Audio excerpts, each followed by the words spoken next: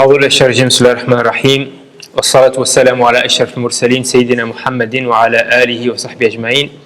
السلام عليكم ورحمة الله وبركاته. I'm glad to be amongst you here in the mosque. It's my second talk this week, mashallah, in this blessed mosque. And I appreciate this invitation, and I thank the organizers for that. So as you see, the topic will be about the perception of femininity in Islam. Of course, we cannot give this topic its rights, and actually it's not the purpose here to give you a detailed overview on how Islam perceives femininity. But the main issue here is to try to figure out the key entrances that will allow us to tackle the issue of femininity from an Islamic perspective when reading the text of Revelation. So this is why we called it reading gender differentiation in the light of an alternative approach to femininity. Because as we have discussed this morning, gender differentiation, the reading of it has been problematic, whether it is the classical readings of gender differentiation in Islamic texts. We have seen this morning how gender differentiation has been amplified more than the text itself is highlighting it. We talked about the reason why the texts sometimes differentiate between the human in general and man and woman in particular. But this differentiation has been amplified in history, and this differentiation in text is causing some problems also in modern day scholarship. Of course, the issue of equality is a big deal today, and a religion that is not treating man and woman equally in some aspects, this can cause doubts about religion, or this is perceived actually in a wrong way within some Muslim circles and within some non-Muslim circles as well. So the point here is not to develop the whole theory of femininity in Islam, but just to give key entries in order to understand femininity better, and in order to understand gender differentiation within the right frame of reference. So as we have said this morning, the contemporary discourse on women is actually in a deadlock, because we have, first of all, the traditionalist approach, who will just try to defend the classical readings on gender differences and on women. We have an apologetic approach who will just react to the West without trying to go back to the legacy, without trying to go back to the text to develop an exhaustive discourse about alternate discourse about women and Islam. So the point is not to go back to the tradition and to deconstruct what goes against revelation, which is coming from the history and which is a cultural projection, and to try to develop something new from the text, a new discourse that is coping with modern questions. This is not the point. The point here is just to respond to the attacks that are coming from the West with regard to the issue of gender in Islam. And the third approach is a new form of projection. We had this classical projection where historical, cultural realities, conceptions were projected on the text, and through which lens the text was read. Now we have a new form of projection where we will project the modern reality, or the modern conceptions of gender on the text, in order to try to fit the text to the spirit of the time. So we have this deadlock, and in between we don't have a discourse, like I said, that is trying to come up with an authentically Islamic perception, start coming with an consistent methodology and deconstructing the historical constructions around the texts and trying to get back to the text to come up with something that is an overall discourse on woman and her, ontological conception in Islam, her function in life, her place in society, etc., etc. So this discourse for the time being is something that is very marginal. Now, for developing an alternative approach, we need some key features in order to try that will enable us, to go back to the text and to reconstruct the discourse on a solid basis. Amongst those key elements, we have reading gender differentiation in its referential framework. We have the implementation of classical methodology in reading gender differentiation, and we have updating the methodological corpus related to the reading of gender differentiation. Now, in this lecture, we will try to tackle the first issue, which we think is the most important one, is to read gender differentiation not when we handle with text, specific text, talking about difference between man and woman. Well, to not read them in a fragmented way, in an isolated way, but to read them through an overall conception of the human being, of his function on earth, of his ontological reality, etc. This framework will enable us to place each text that is dealing with a specific issue, on gender especially, in its right place in an overall view of existence and the human being. So, this frame of reference would start from the overall conception of existence, how Islam perceives existence, how it perceives the human being, his nature, and his existential function. This is the overall frame, and then we have the higher objectives, because actually a revelation came in order to cope, in order to realize this overall frame, in order to enable the human being to be who he is as a human, in order to enable the human being to perform his existential function on earth. So this is the overall frame. And then we have revelation coming with the objectives in order to enable him to be faithful to this overall conception and to this overall function. Those are the higher objectives. And within those higher objectives, we have the issue of gender. Because at the end of the day, God made man and woman different from an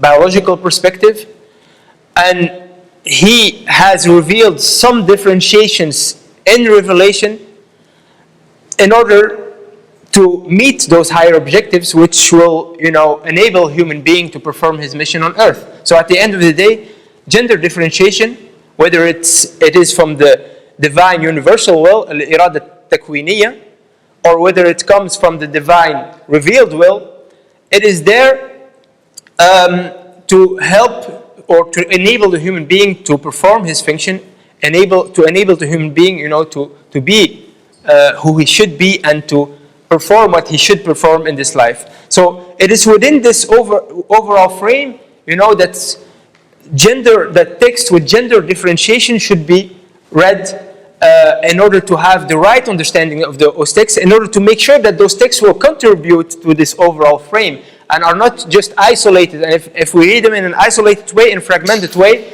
then we can read them within another frame, actually, which is not Islamic per se. Maybe we will read them in a frame of the classical patriarchy that was, dominating history. Or maybe we will read them and integrate them within a frame that is actually a postmodernist view of human and society and reality. So in order to put those texts with gender differentiation in the right frame which will enable them to contribute to an overall objectives, we should read them throughout this lens. And if we will develop more this aspect, this conception of gender in Islam within this overall frame, we can say following things. First of all, the ontological nature of femininity and masculinity. First of all, when we take the overall Islamic conception of human being, we see that actually all humans share the same essence. Because Allah subhanahu wa ta'ala, He made them from the same essence. He created the human being, and the essential dimension of the human being is the spirit, the ruh, which is this divine insufflation, and which is actually an entity that is not coming from this world and that is not functioning as per this worldly order, at least the earthly world. So what we can get out of the text is actually that femininity and masculinity are something secondary and that are not essential in the human being. What is essential in the human being is this divine insufflation. And actually the texts are not telling us that this divine insufflation is masculine or feminine. Rather, the Quran tells us, خَلَقَكُم مِّن نَفْسٍ وَاحِدَةٍ ثُمَّ جَعَلَ مِنْهَا زَوْجَهَا. He created you from one being, and then He made from it its pair.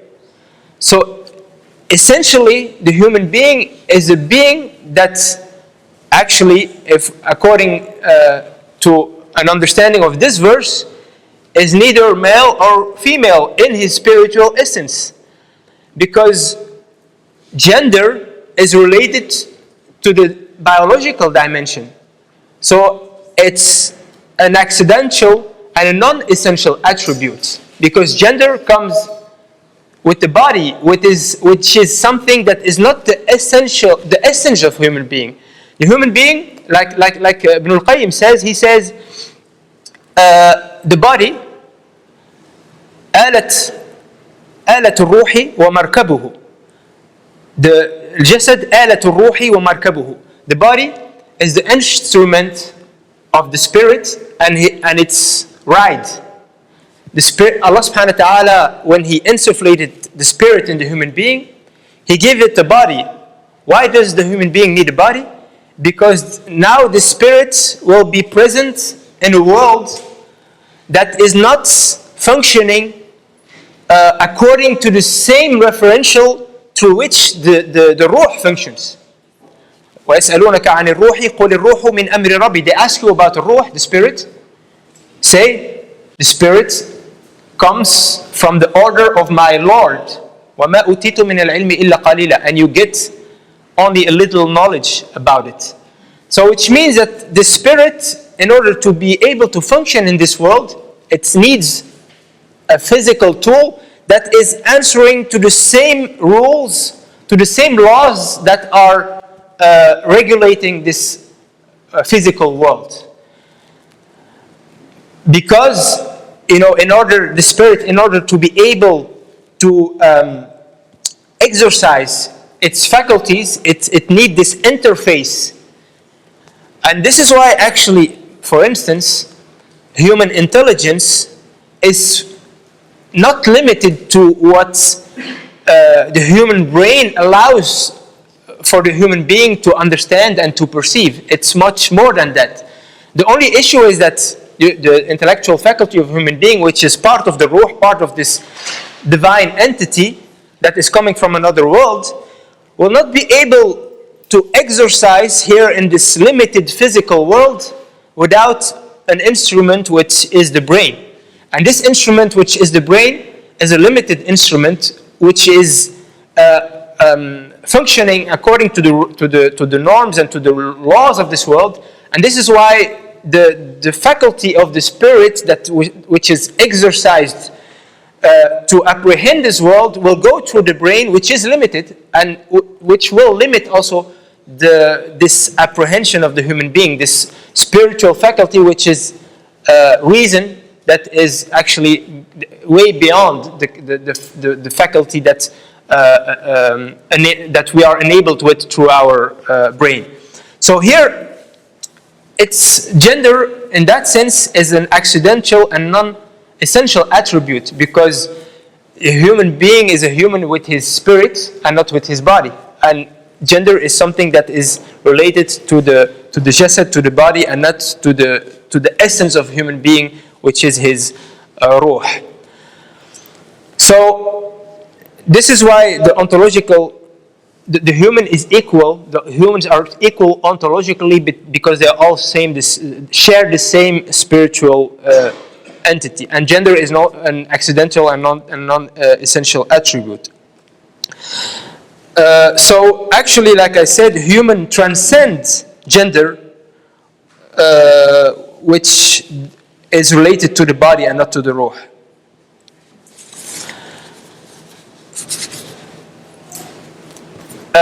Also, there is an equality of woman and man in achieving the higher objectives of Islam, because the higher objective of Islam is to be faithful, once again, is to be faithful to the fitrah. One of the main objectives of Islam, and this is all worship, all acts of worship are about this. You know, you worship Allah subhanahu wa ta'ala to free yourself from what is holding you back from being who you are as a human being, from holding you back from your fitrah. And in that sense, if we say that man and woman are spiritually equal, then actually they are sharing the same higher objective which revelation came with.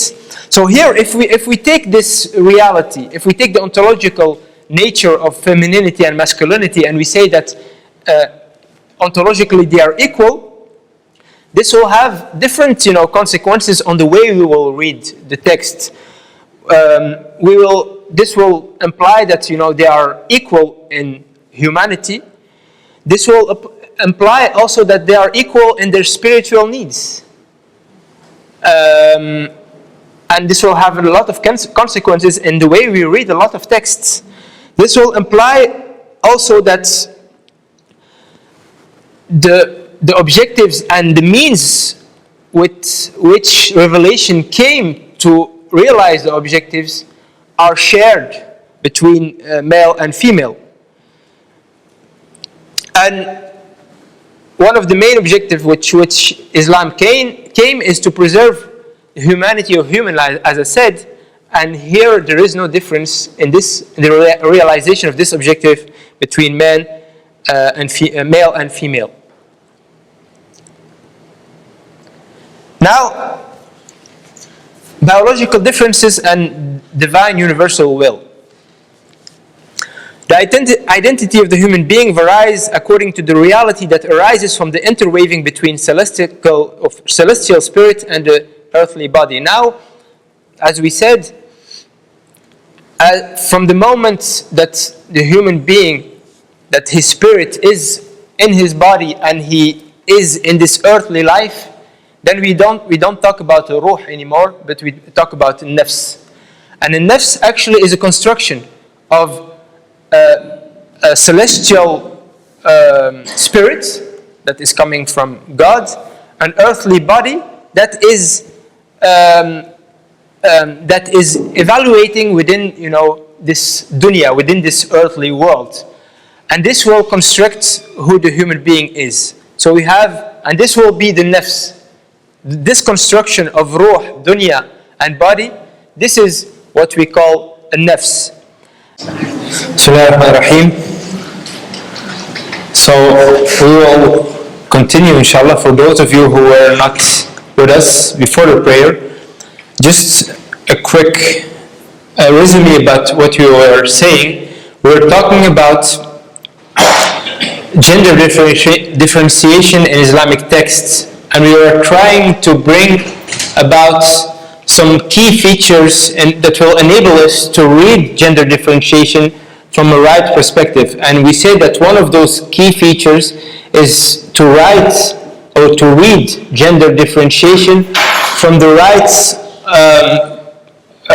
conception or from the right frame of reference, in order to place each text that is dealing with gender differentiation in its right place within, the overall Islamic worldview.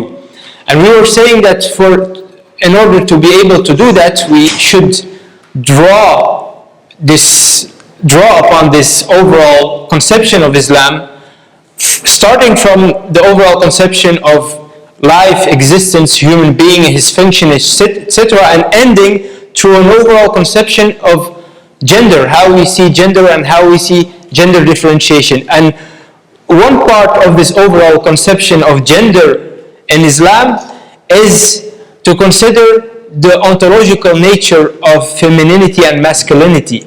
And we said that the first thing to remember here is that human beings are equal in their essence, because their essence is not related to gender. The ruh is not related to gender. And we said that the human being transcends gender, transcends femininity and masculinity, because this is something that is an accidental attribute and not an essential attribute. عرض وليس بجوهر, like the scholar says.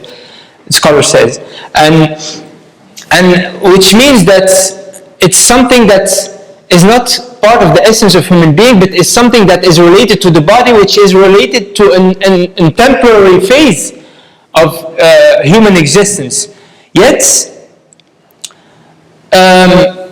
it will shape the identity of a human being. It will shape the nafs, which means this construction, which is a construction of this celestial entity, which is a ruh, and this earthly body.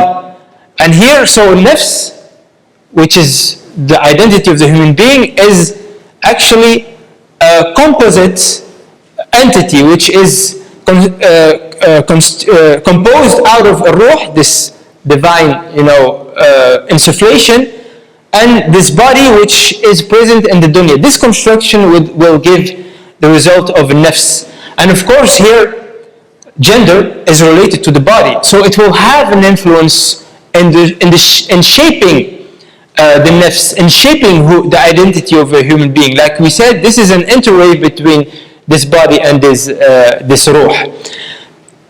And the nafs actually is a construction that will be influenced from a certain number of factors: education, experience, inheritance, social and legal standards, spiritual aspirations, biological stimuli, the constraints of the physical world. All of those elements will play a role in shaping who the human being will be. And the role of the human being here is to, keep the balance while dealing with all these aspects. And here, of course, gender has to do with his biological stimuli, his biological dimension. And this is a part of the fitrah also of the human being.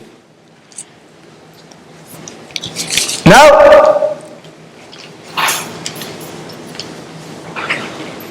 the biological differences are highlighted, or the importance of the biological differences are highlighted by both wills.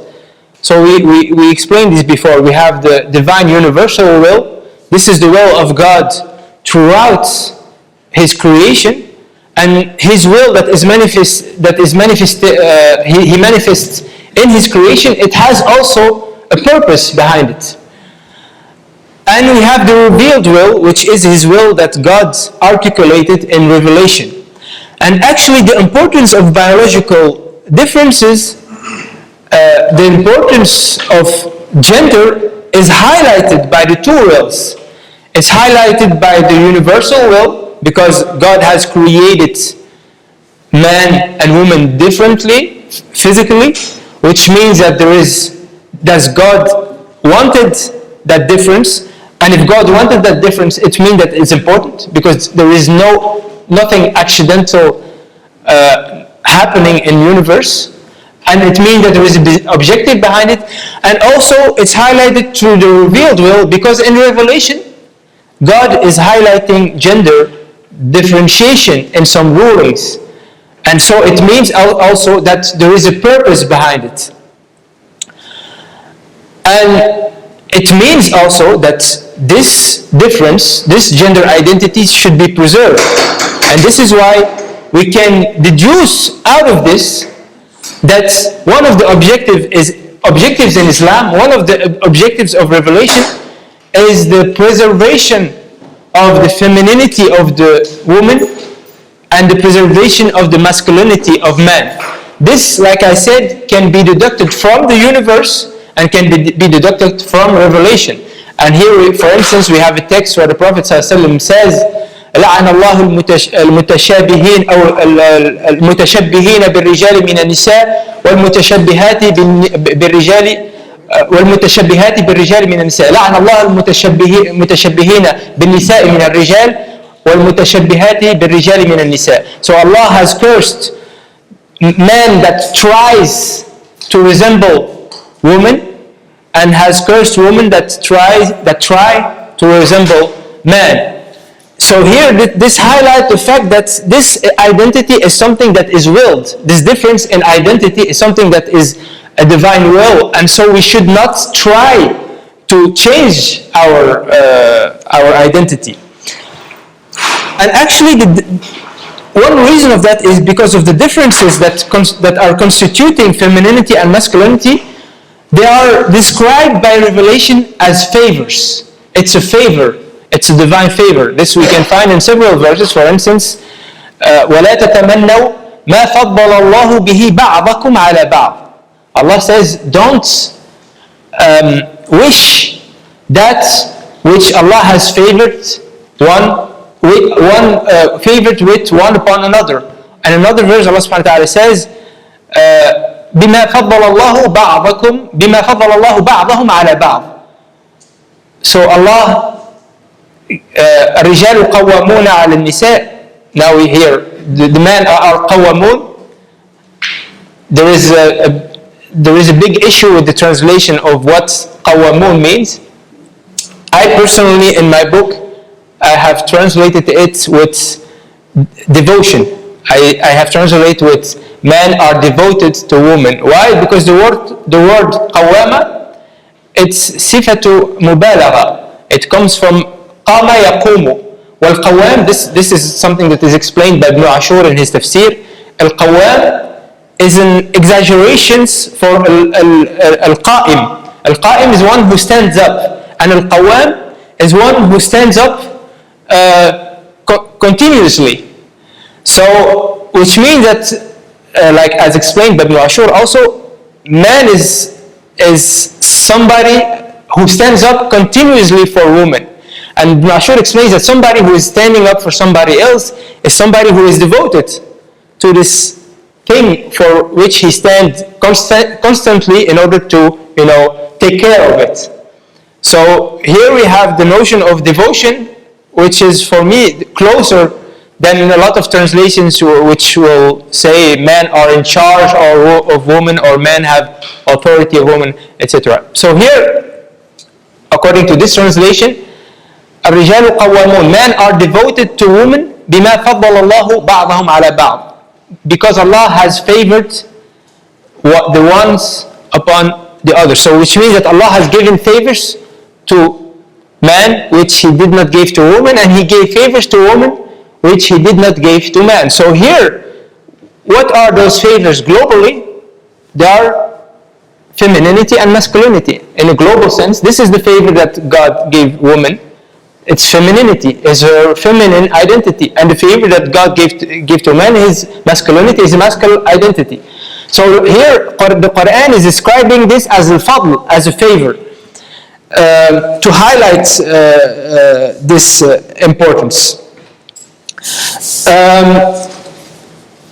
So here, it's important to conceive gender difference in the light of both wills, in the light of the divine revealed will, to try to understand what differences there are between man and woman, and what differences also throughout the revealed world, to understand how revelation actually is articulating these differences. Because throughout the universal will, we can see the biological differences and how this plays in different ways psychologically, how this plays within in the relation between man and woman, how this plays in the relation between the parents and their children, etc. And in Revelation also, we can see how gender differentiation in some rulings are there to realize an objective. And we should try to figure out the reason, the objective behind those gender differentiation in order to cope to those objectives, because they are there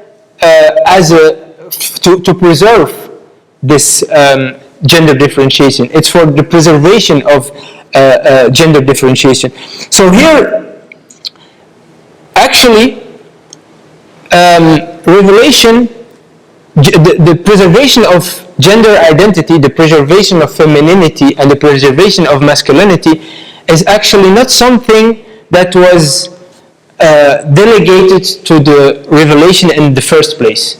It's something that is delegated to the universal will in the first place. And remember in the other lectures, we said that there is a rule in Islam which says وَازِعَ الطَّبْعِ مُغْنٍ عَنْ إِجَابِ الشَّرْعِ. This is a ruling that you can find, for instance, in Musubki and Al-Izz bin Abd Salam and others, Al-Shatibi, which says وَازِعَ الطَّبْعِ, the natural stimulus مغن عن الوازع الطبعي مغن عن الإيجاب الشرعي، أو وازع الطبع مغن عن إيجاب الشرع. So the natural stimulus compensates the religious injunction, which may, and I gave the example the other day, which is given by a lot of scholars. For instance, eating is essential, actually, in order to realize the higher objectives of Islam. Is eating essential? Have the nafs. Without eating, we cannot realize one of the biggest objectives of Islam is to preserve life. Now, this preservation was not delegated to revelation, but it was to the revelation or to the revelational stimulus, but it was delegated to the universe, to the universal stimulus.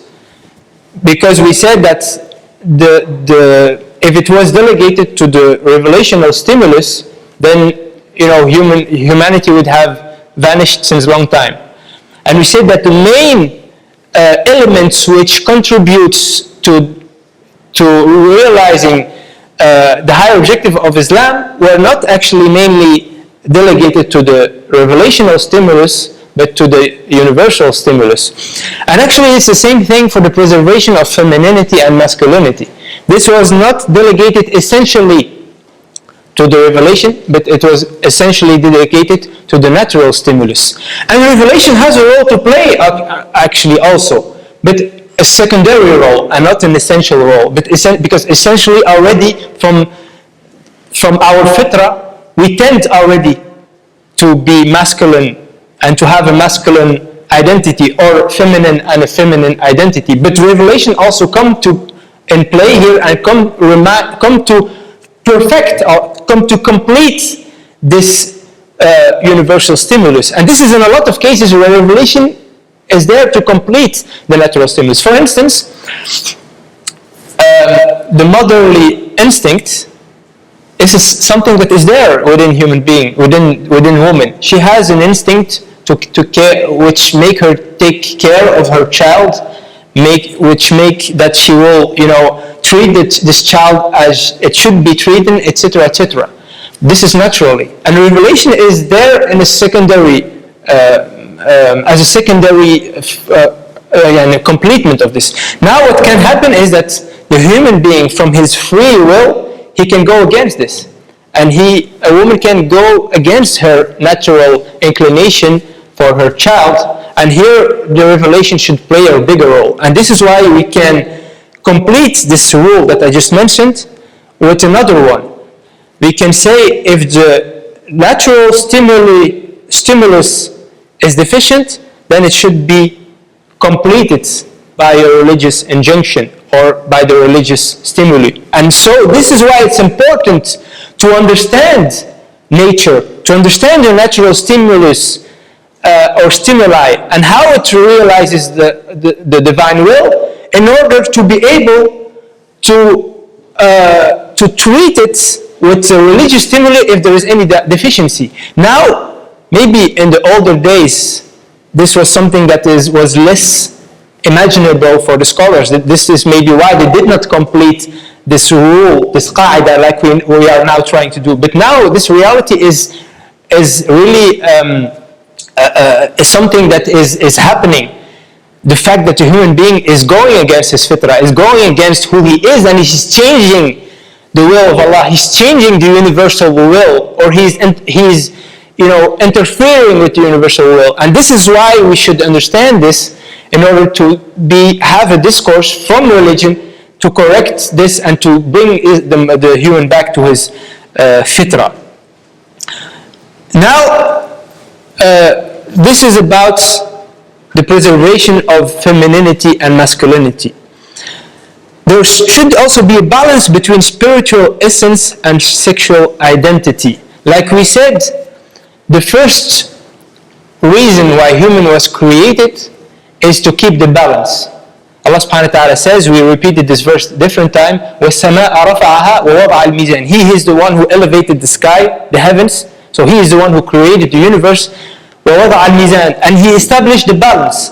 The balance is there in the universe, including the human reality, because the human being at the end of the day, he is part of the universe. So within the human, within his fitrah, whether spiritual fitrah or biological fitrah, there is a balance. God put the balance already there. And then he says, أَلَّا تَطْغَوْا فِي الْمِيزَانِ, so that you will not disturb the balance. So your function essentially is to keep the balance and not disturb it. And part of this balance is this balance between spiritual essence and sexual identity, because this is something that also the human beings should observe and should keep in balance, because it's possible that his sexual identity how do you say it in English? Overtake his spiritual essence, and human being is essentially a spiritual being, like we said. This is, for instance, why Allah subhanahu wa ta'ala said in the Quran, we also tackled this verse this morning, ذَلِكَ أَدْنَى أَن يُعْرَفْنَا فَلَا يُؤْذَيْنَ. This is closer for them. So when talking about women's dress, he's saying this is closer for them to be recognized and to not be harmed. Because man often has a tendency to reduce a woman to her sexual identity and to dismiss her spiritual essence. And the way she will dress will not change the whole thing, but it will be contributing to the fact that man will not reduce her to her sexual identity, but and yu'arafna, he will recognize her for who she is as a human, as also a spiritual essence. فَلَا يُؤْذَيْنَ, and then he will not harm her. In another verse, Allah subhanahu wa ta'ala says, قُلْ لِلْمُؤْمِنِينَ يَغُضُّوا مِنْ أَبْصَارِهِمْ وَيَحْفَظُوا فُرُوجَهُمْ ذَلِكَ أَزْكَى لَهُمْ إِنَّ اللَّهَ بَصِيرٌ بِمَا يَصْنَعُونَ. Say to the believers to lower their gaze and to preserve their private parts. ذَلِكَ أَزْكَى. This is more pure for them. And Allah knows, or Allah sees what they are. He did not say, or we will come back to this later. But here this verse actually is saying that we should lower our gaze and we should preserve our private parts, which actually is a reference to this sexual identity. This sexual identity, we should preserve it. And then he says, ذَلِكَ أَزْكَى, this is more pure. Here we have the concept of purity, tazkiyah, which is this concept of the spirituality. Spirituality in Islam is called tazkiyat al-nafs. And the Prophet ﷺ came as one of his missions, يُزَكِّيهِمْ, to purify their spiritual essence. So here, preserving your sexual identity is more pure. It's more pure because this can take, what did you say? This can overtake your spiritual essence, and it can étouffer. It can it's to strangle or to asphyxiate. It can asphyxiate your spiritual essence. It can asphyxiate your spiritual essence, and here we it can strangle your spiritual essence. And here we have today this phenomena of over-sexualization of, everything is sexualized. We have this, pornography, which causing a lot of addictions and a lot of destruction actually in human life, because here this sexual identity will strangle who you are as a human being and overtake. And here, this is where the balance also should be observed in order for a woman also can fall into this.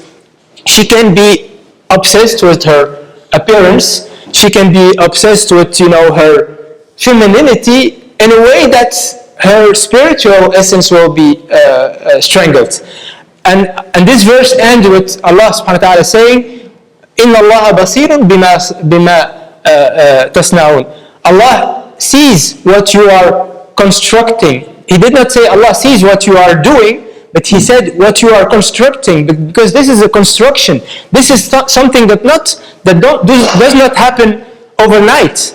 This is something that you will work on your physical appearance. It will develop step by step in a way that at the end of the day your spiritual essence will be strangled, or the way you perceive the other, you will perceive him also by dismissing his spiritual essence, etc. So this balance also is essential in when it comes, to considering gender differentiation between, the preservation of gender identity and also the preservation of the spiritual essence of the human being. Wallahu a'lam wa ahkam wa akhiru da'wana alhamdulillahi rabbil alameen. Sure. Okay, we'll do discussion first and then I'll start with that. Okay.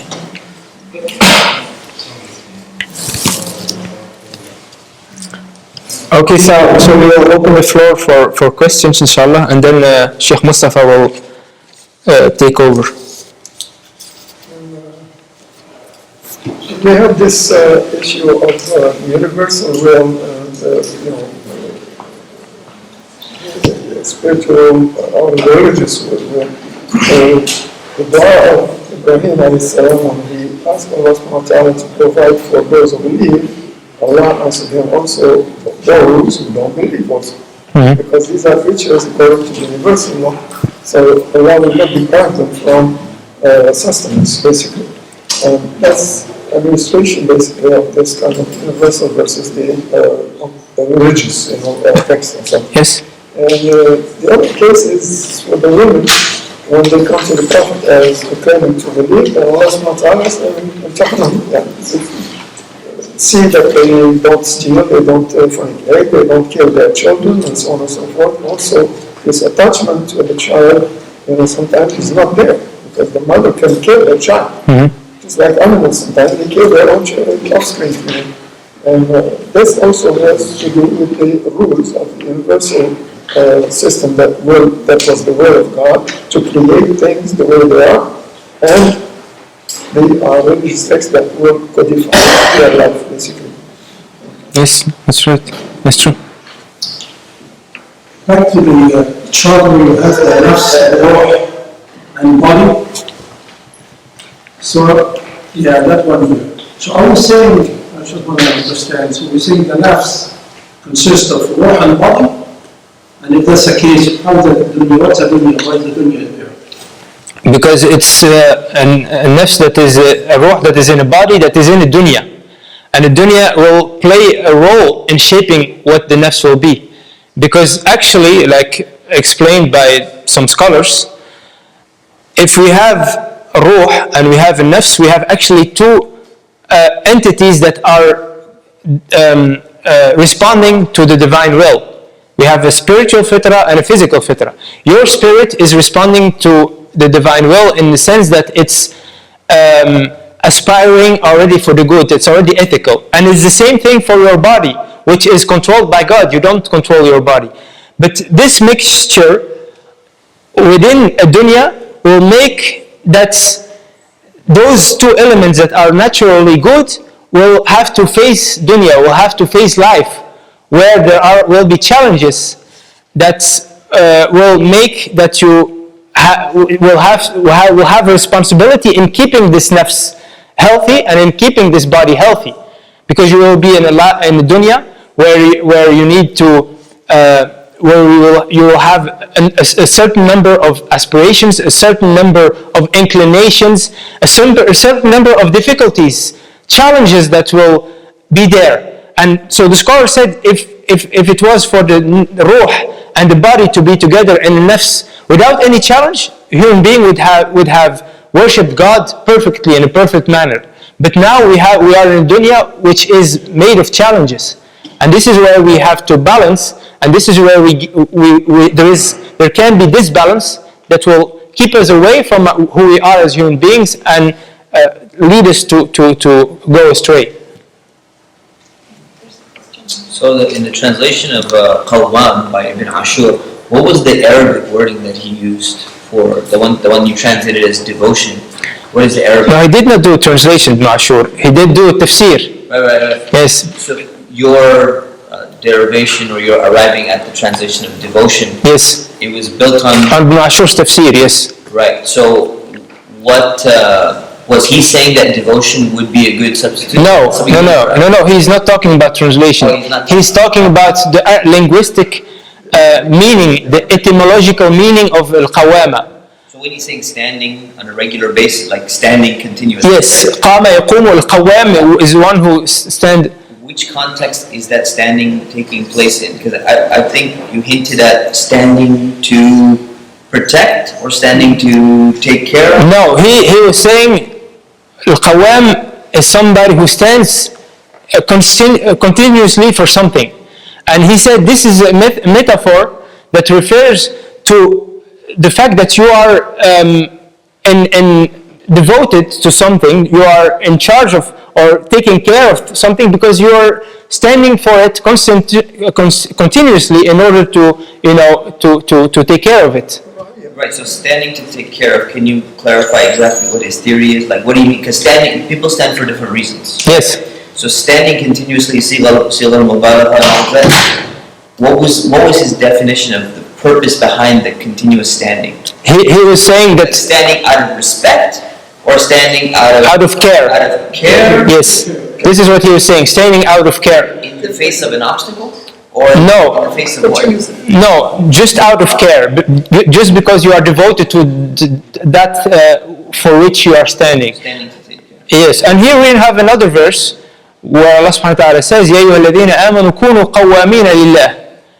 Be qawwamin for Allah. So here, qawwam for Allah, you are devoted to God and you are standing. Of course, it's a different context, but we have the same notion of qawwama that is used in a different context. But he didn't give that word of devotion. No. I don't know if this word exists in Arabic, devotion. In Arabic, like the translation of that, it wasn't given by him. No. I thought it was given. No. Yes.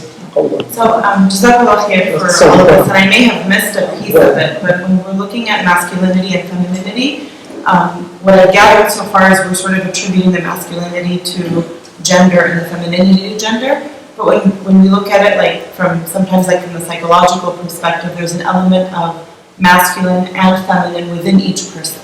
So how does that kind of play its role in our conversation?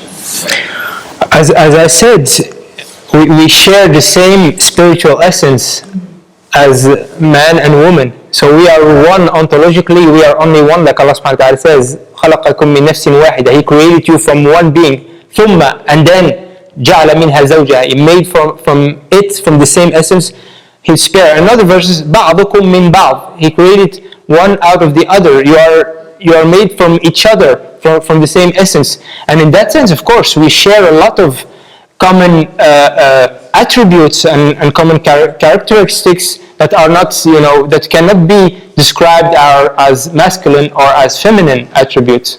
The verse also says, Yes. So here is the body, Yes. the spirit itself. Yes. We created you from male and female. That means this is the way to reproduce as human beings. And the spirit, of course, is by Allah subhanahu wa ta'ala. Yes. Both genders. Yes. What do you mean by the delegation to the natural stimulus? Delegation of who, by what? I didn't really understand. So, basically, the human being is created for a purpose. And the revelation came in order to enable the human being to realize this purpose. Now, the realization of this purpose will take place through natural elements that will enable a human being to realize this purpose, or to the elements that are already there in the universal will, and elements that are there in the revealed will, which in the divine revealed will. And some elements which are essential for the human being to realize his existential function are not delegated to the revelation, but are especially relying on the universe, on the universal will. For instance, eating, for instance, reproducing, which is essential for the human being to realize his existential function, for realize the purpose of his creation. Reproducing is essential.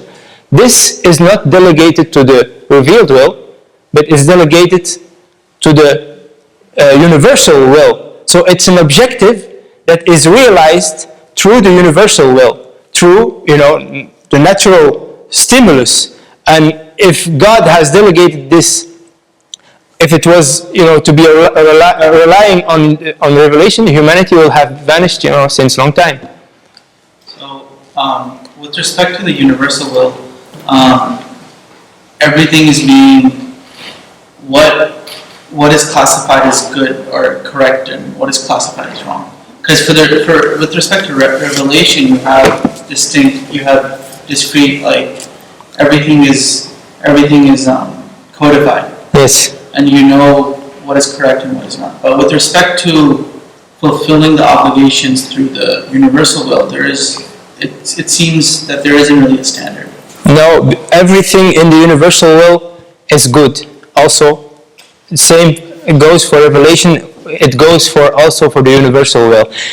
Everything behind the universal will is ultimately good, and the objective, even behind the elements of the universal will that we may perceive as bad, we may perceive as evil, the objectives behind them are the good. And this is why, according to Ibn Taymiyya, in revelation, in the Quran, you will never see evil attributed to God. It's always mabni al-majhul, or always in a global sense. Because, and even in the hadith, the Prophet ﷺ says, وَالشَّرُّ لَيْسَ إِلَيْكَ. Evil is not attributed to you, because behind what evil is always a relative. And for instance, we perceive the fact of somebody killing violently a child as evil, but actually the good behind it is much bigger than the evil, because the only fact that I am able to kill violently a child is good, because that means that I am a human being. If this was not possible, then there will be no human being, and no human being. It will mean that we are not different than animals or or other elements of the creation that are intrinsically or instinctively submitted to God. So this, as an objective, as the objective behind this, this relative element that you see as evil, the objective is the good at the end of the day. And here, one of the objectives of Islam is, to have a free will to choose between good and bad. So maybe I missed it, but did you define femininity and give some characteristics of femininity? Because there's a big debate upon what exactly is feminine, kind of like what Diana was mentioning, like her question of there's this concept, especially very prevalent in California, about gender fluidity, and the concepts of, if the concepts of masculinity and femininity are fixed as particular traits, then they shouldn't be manifesting themselves in the other gender, right, or the other sex. So could you give some examples of femininity and how you would explain that they're being expressed in the other gender? What is the reason for that? And I have some stuff to say on that, but I just wanted to hear your conception about that. Maybe I missed that. I didn't really see the clear definition of what femininity is, or what some feminine traits particularly would be, because I think you're talking about more than the biological. Mm-hmm. No, the purpose of this presentation was not to define femininity, and I said it in the beginning. It was to give key entries in order to approach those texts who are dealing with gender differences from a global perspective, in order to understand them within their overall frame. Because the issue often is that those texts are isolated from an overall conception. For instance, the issue of women praying at home. We know that prayer in the mosque, the objective behind it is a spiritual objective.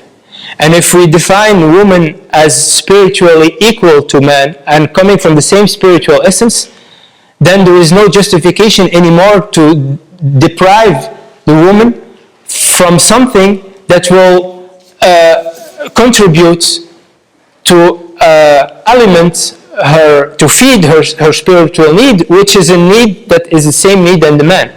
And so here, this is just a feature that will enable us to read, for instance, some texts that are dealing with women praying in the mosque or not praying in the mosque, and etc. So I'm just giving outlines of entries how to deal with texts that are talking about gender differentiation, and this will enable us also to define femininity. Like I said, if we look at if we consider gender differentiation in the texts, then we will conclude that one of the objectives is the preservation of femininity and the preservation of masculinity. Now the work has to be done is to be done to read those texts within this frame in order to be able to get the objectives out of those differentiation, and how those objectives will draw this concept of femininity, which actually is a work that was not, according to my readers, is not done yet. Okay. So I'm now. You have a definition. No, I don't think it's just not only about the definition. It's even about the discourse, Islamic discourse about femininity. So now, like I said in the beginning, I'm not giving the alternative discourse because it does not exist. I'm trying to figure out what are the key entries to start with in order to develop that discourse. We'll stay tuned then for the... So other questions? Yes? Good, yeah. It's a cooperation. If I knew it wasn't Should we pick one of you? Okay, you go first. My question is related to transgender issues and the idea of someone who's biologically male changing to female and vice versa, and where that plays a role in terms of accepting your creation and the way you've naturally been made, and how somebody who might feel like they're not themselves in their body and that they're uncomfortable and that they feel like there's kind of harm in staying the way staying with the gender that they've been assigned. How do you? But actually, I'm a bit confused because, in one sense, feminist discourse is telling us that gender is only a social construction, and in another sense, you're telling me no, it's a fitra in me, and I'm woman in a man's body. So what is it now? Is it? That's why they don't get along. Yeah. So is it something that is intrinsic? Is gender something intrinsic, or is it a social construction? So this is a how do you call it? Tanaqud. This is contradiction but like we said, according to this view, gender is something that is it's a construction, but at the same time it's something that is related to fitra, because Allah subhanahu wa ta'ala gave you a body, and this body, we talked about spiritual fitra and we talked about physical fitra. This body has a fitra, has a nature according to which it functions. And the human being, their mission on earth is not only to preserve their spiritual fitra, their spiritual nature, which is the first objective, but also your biological nature should be preserved. This balance within your body, like the balance within the universe. And in that sense, if the ruh meets the body and your body is a masculine body, then what will go out of this construction is masculine behavior and masculine traits. And if you are not feeling like this, then according to this view, it's considered to be unnatural. It's considered to be, to be just a challenge, because this is how things work. We will be challenged in life, and those challenges, like we saw here, those challenges can come from different places. The nafs will have to deal with a set of elements, with education, with experience, with society, and all those things. For instance, a child that has been abused in his childhood will have his nafs, his fitra disturbed. It can be that his fitra will be disturbed, and he may be inclined to criminality. He may be inclined to perversion. He may be inclined to things that go against who he is as a human being. Will that mean that he should go listen to this inclination? He should submit to this inclination? No. He should, this is life. Everybody should, according to his capacities, fight to keep the balance within him, even though we all have those challenges for dunya that are defeating us. Of course, we are not all on the same level. Some of us have their challenges are way bigger than others. Ghazali, for instance, in Ihya Ulumuddin, he's categorizing the human being according to his fitra. He says, so he has 4 categories. One category is fitra is stayed perfectly or more or less untouched. So this person, when abiding by revelation, it will be very smooth for him. And the other extreme, according to Ghazali, is the one on which heart God has put a seal. His heart is covered with a seal, which means his fitra is covered, and it will be very, very hard to abide by revelation for him. And between those, you have different categories. Now, the one that his fitra was disturbed, maybe in a severe way, and maybe it's not even his fault. It's because of things that he lived in his youth. This person may provide much more effort than the first one who will do it smoothly, in order to get back to his fitra, in order to be ethical. And Allah subhanahu wa ta'ala will consider this. And he will consider his effort, and he may be, even you see him as somebody who is not really practicing, he may be providing a lot of more effort, and he may be with Allah much more meritable than the first one. We don't know. But the point of life, this is life. It's a struggle. We'll try to diversify. If there then we will hear different voices, inshallah. But keep your question, inshallah. Then we try to hear different voices, and especially that we had brothers and sisters that were not with us during the. So, any other questions?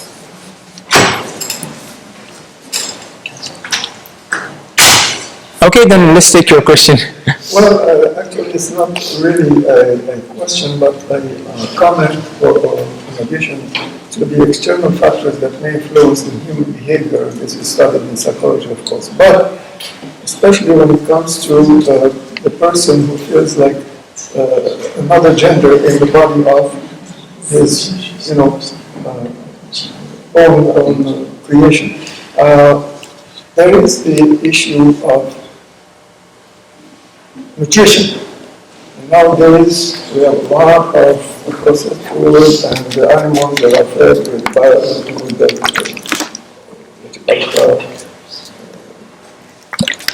hormones. Thank you very much for missing the word. With hormones that may affect also the tendency of, let's say, female to be as a male or vice versa. And there are reports now that show, for example, that milk being consumed or meat from animals fed with hormones brought about children at early age that develop features of an adult woman, for example, if she's a girl, or a man who has feminine features at a young age while he's still a boy. Okay, and this is man-made. Yeah, it can be man-made, it can be biological. I think this is not a modern issue, Yes, this is not a modern issue. You have some male maybe behaving in a way that is closer to being to femininity. But the Prophet ﷺ, when he said, لَعَنَ اللَّهُ الْمُتَشَبِّهِينَ مِنَ الرِّجَالِ بِالنِّسَاءِ, he did not say الْمُتَشَابِهِينَ.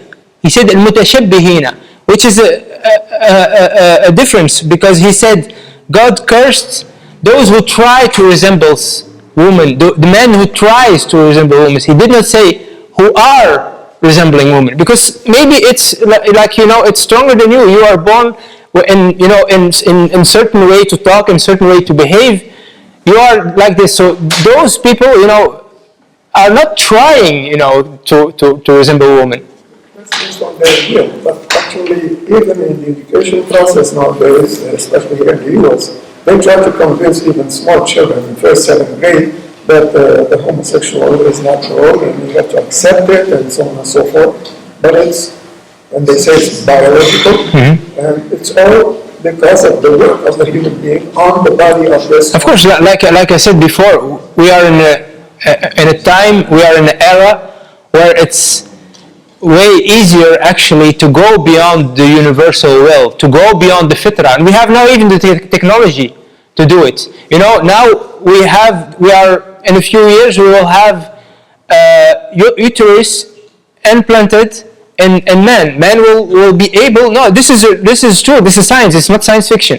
In a few years, men will be able to carry a child. This is a reality now. And like I said, maybe the ancient scholars, for them, there is no need to think about examining the universal will in order to keep the balance in it, like there is a need today, because they could not even imagine how far we can go in disturbing the universal will. And now I think we should consider this seriously in order to preserve also the objectives of the universal will. Does this relate to the concept of shaitan, for example, who dictates to people to change the creation of Allah subhanahu wa ta'ala? Of course, yes. Yes. Go against the will of Allah? Yes. Would that be kufr? It's in a sense, it is kufr. It is kufr. Trying to defeat God. له الخلق والأمر. ألا له الخلق والأمر. To God belongs creation and injunction or command. So here we have the universal will and the revealed will, and both belong to God.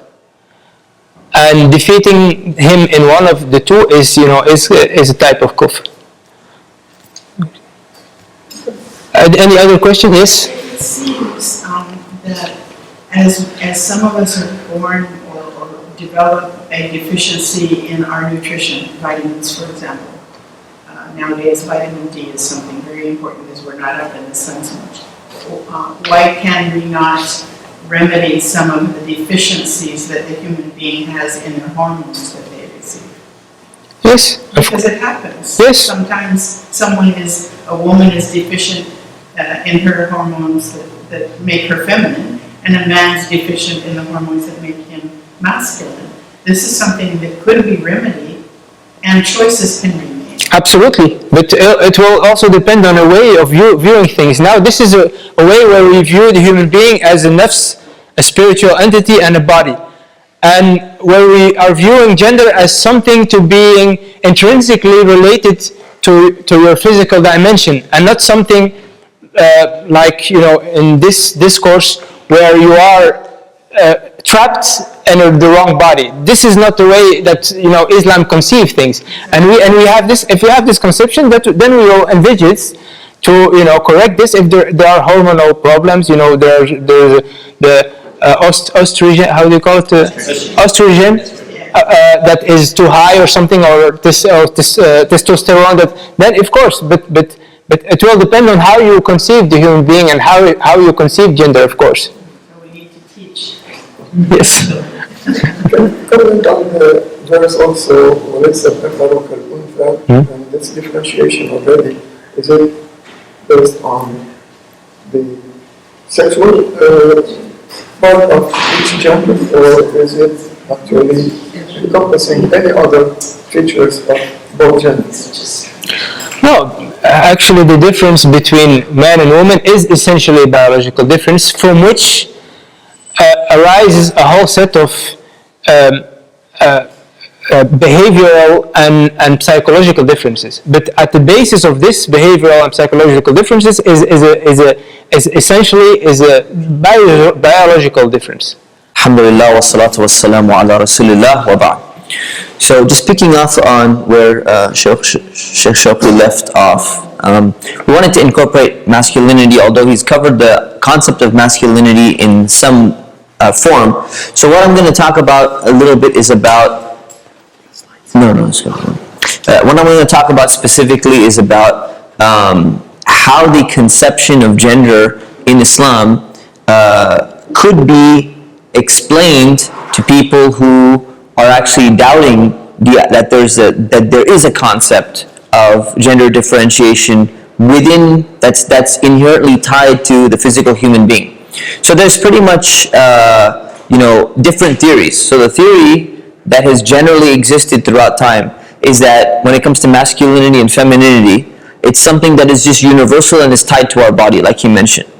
But then you have the common trend which exists today, particularly in places like California, and in societies where a lot of norms are kind of being overturned, and that is that masculinity and femininity is this social construct that will manifest differently across space and time. So that's actually not the California, that's the second idea. The second idea is this idea that masculinity and femininity exist, but it will manifest itself differently across space and time depending on which society you exist in. So kind of like coming back to Diana's question, is that an earrings, for example, would be something that's considered to be feminine within American culture, which is almost on the verge of changing, right?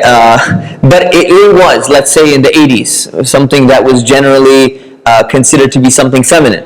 Whereas you find places in Africa, for example, where this is not considered to be something that's feminine, right? And you have people coming up with discussions about, can men wear earrings in Islam and all of that. So that concept that there is something known as masculinity and femininity, it is something tied to the human being, but there are aspects of that actually vary across space and time, and those are healthy manifestations.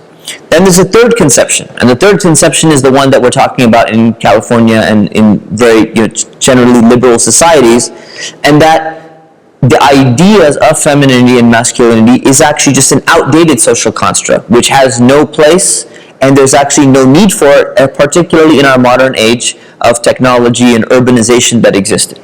So you find that is the direction that a lot of people seem to be moving into in that direction, particularly in the state of California. So California concerns me, and we are California Islamic University.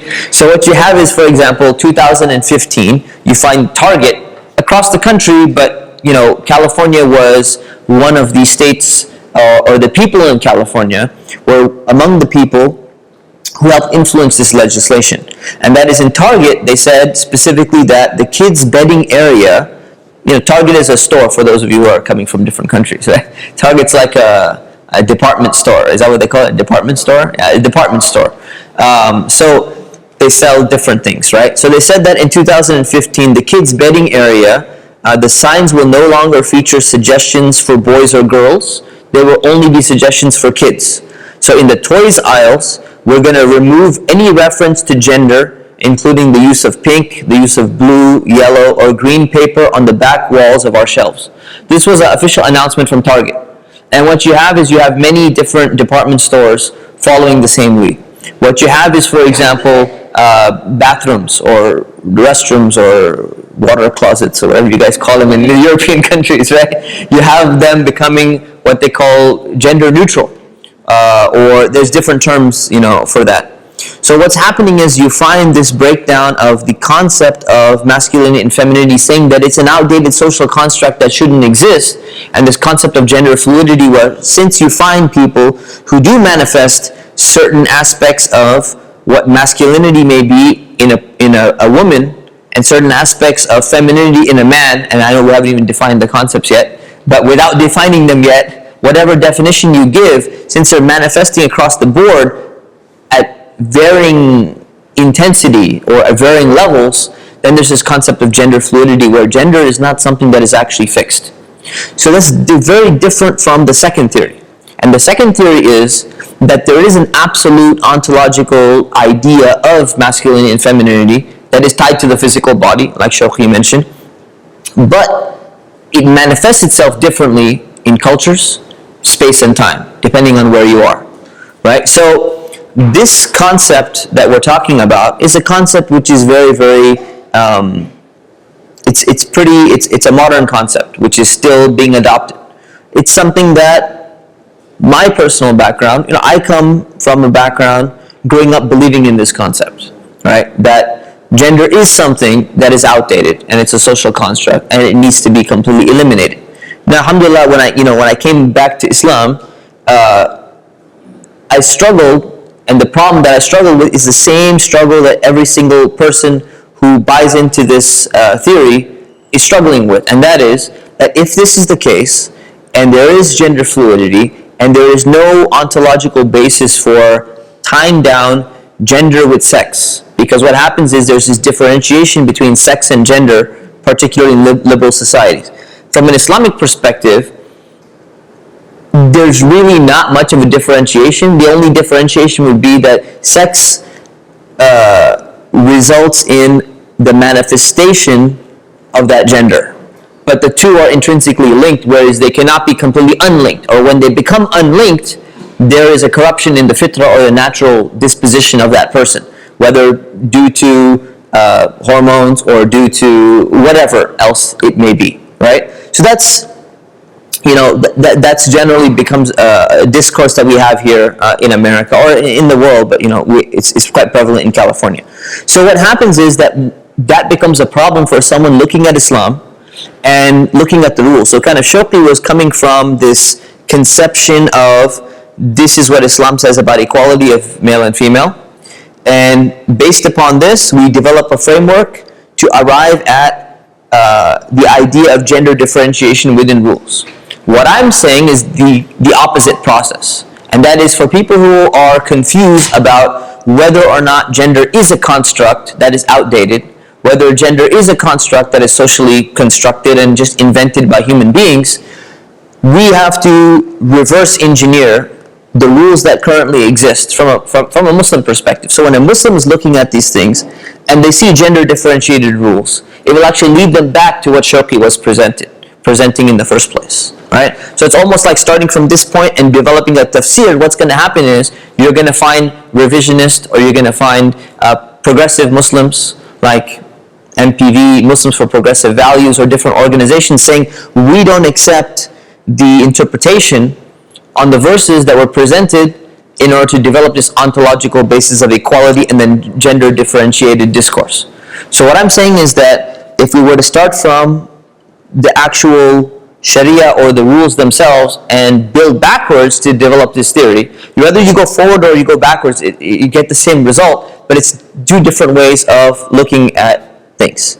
So that's kind of what I'm saying. So if we're saying that, if we're starting from the rules and saying, okay, you know what, men and women have different rules when it comes to where they're going to stand in the masjid for prayer. Men and women have different rules when it comes to the inheritance rules that exist in Islam. Men and women have different rules when it comes to the clothing that exists and all of that stuff. What we can do is by understanding that, by acknowledging that this exists already, you know, without having to start with some other a priori assumptions. We establish that this exists, and now based upon the fact that this exists, we can actually work backwards towards a conception of gender or towards a definition of gender, which may explain why these differentiated rules exist. So in order to come up with the definition of what gender is, we work backwards that way, right? So among the definitions that we find, not from an Islamic perspective, just from a universal perspective, in Eastern societies, in Western societies, in the field of social sciences, in the field of psychology, in the field of all different fields, economics or whatever, what are the definitions that exist of masculinity? So trying to research this and trying to find definitions of masculinity, you find a bunch of interesting, not just definition, but traits, character traits that are supposedly associated with masculinity, depending on how you vary across the board in different cultures. So just throwing a bucket list out there, a laundry list, looking at Eastern cultures, Western cultures, and differentiated cultures, right?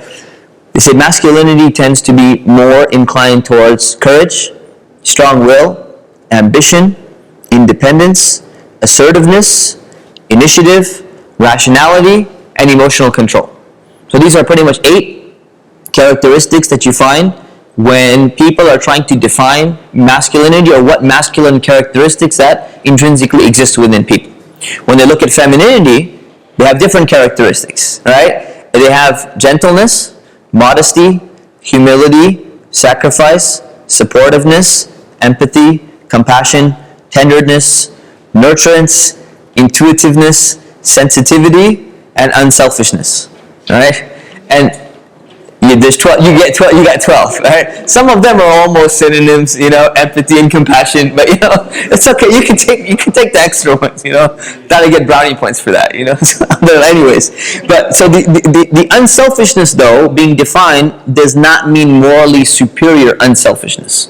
Right. So the difference between a type of morally superior unselfish and something that's just intrinsic within your nature, focusing on something different rather than yourself, not doing it out of necessarily the care or concern for the other person. But what happens is within these manifestations, let's just assume that this is somewhat close to reality or close to what Islam is saying.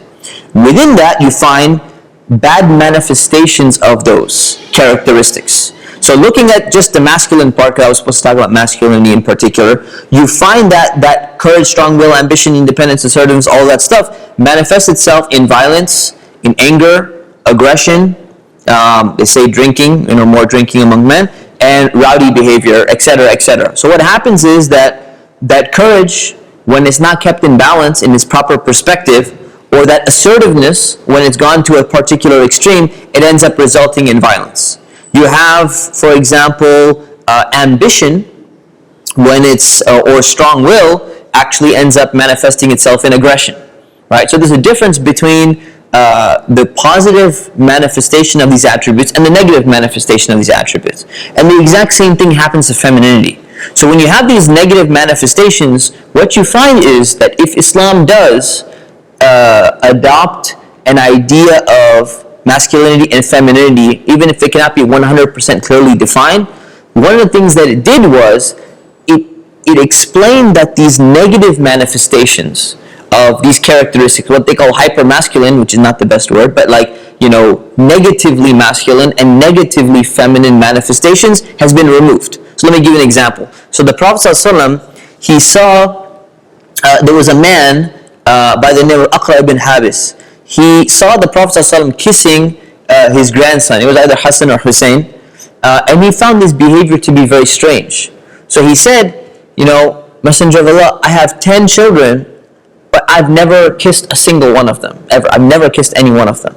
So what he is basically saying is, he said, this seems like very strange behavior that you're manifesting. We're Arabs in society, we're supposed to be tough, and he's saying that it's part of masculinity. The definition of masculinity: courage, strong will, ambition, assertiveness, all that stuff, emotional control. Why would you do something like this? And the Prophet ﷺ responded by saying, the uncompassionate will not be treated mercifully. Like people who don't have compassion, they will not be shown compassion. People who don't have rahmah, they will not be shown rahmah. They will not be shown mercy.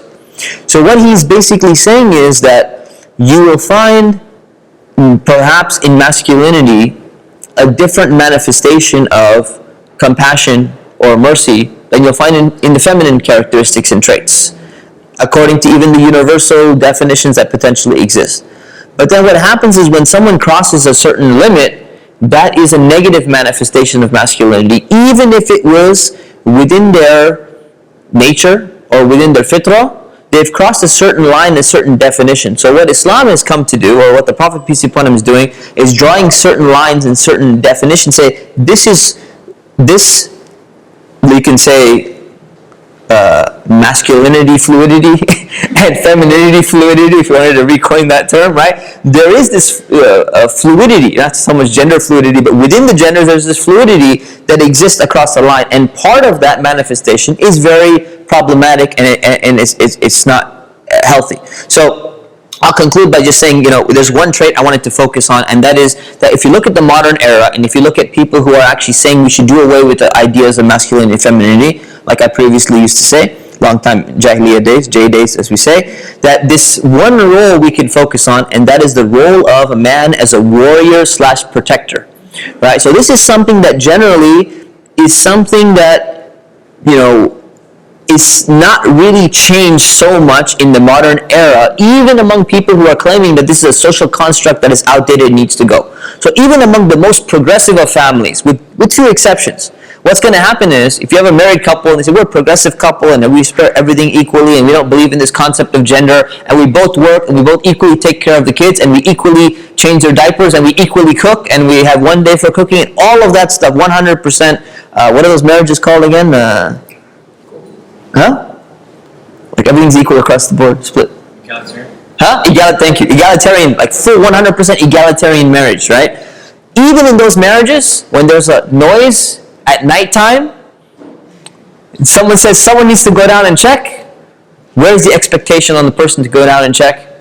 The expectation is on the man. When a car breaks down on the freeway and you're in a deserted area and there's kids in the car, the kids are sitting there, and you say we're going to lock the car and someone is going to go find help because there's no cell phone reception on this area. The expectation still generally remains, even within those couples, that the man's responsibility, get out there and you do it, I'm going to stay here with the kids, assuming that that's the safer route. Whatever's the safer route, the man is expected to take the risk. So what happens is that in times of peace, because things have changed, the men will make an argument that having the warrior role is actually unfair.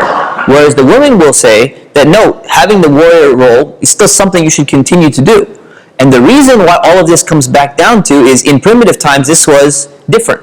The reason why it was different is because individual needs were not prioritized over the needs of the group.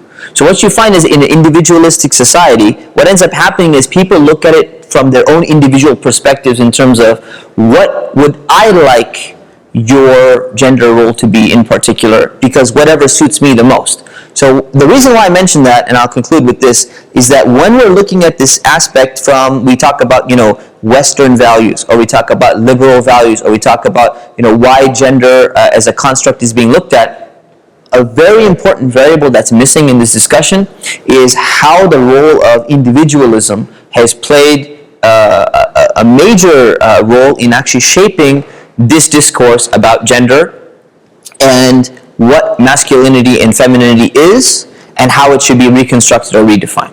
So that's what I wanted to say, inshallah.